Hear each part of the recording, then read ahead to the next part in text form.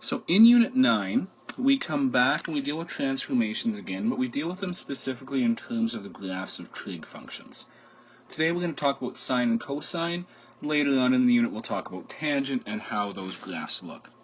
So what we can see based on the graph here is that the sine function is a repeating function. If we start at 0, 0,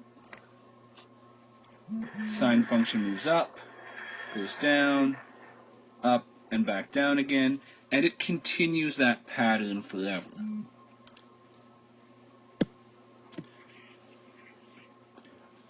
We've got this graph in radians, but it functions the same way in degrees, and that's actually how we're going to talk about this function. Down below we have degrees. There's really 5 important points when it comes to a sine function. We have a point at 0, 0. We have a point at 90 degrees, 1. Another point at 180, 0. 270 and minus 1. And 360, 0. Those are the base points. That's going to describe the way the function looks. It's a smooth curve. In general, for the equation, got those listed below for sine, cosine, and tangent. They all function the same way.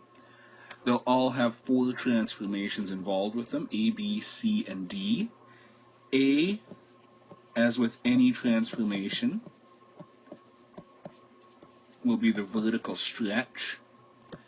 And specifically with trig functions, we can also talk about A in terms of it being the amplitude of the function.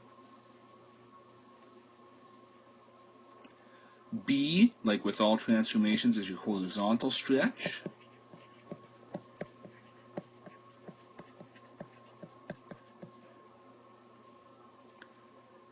C is a horizontal shift.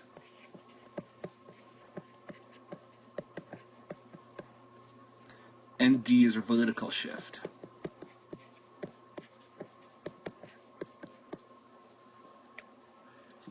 Keep in mind with B and C, with those being horizontal transformations, they function the opposite way that you'd expect. So a horizontal stretch, you would actually divide the horizontal points. Horizontal shift, you would shift left or right, opposite of what you would expect to do.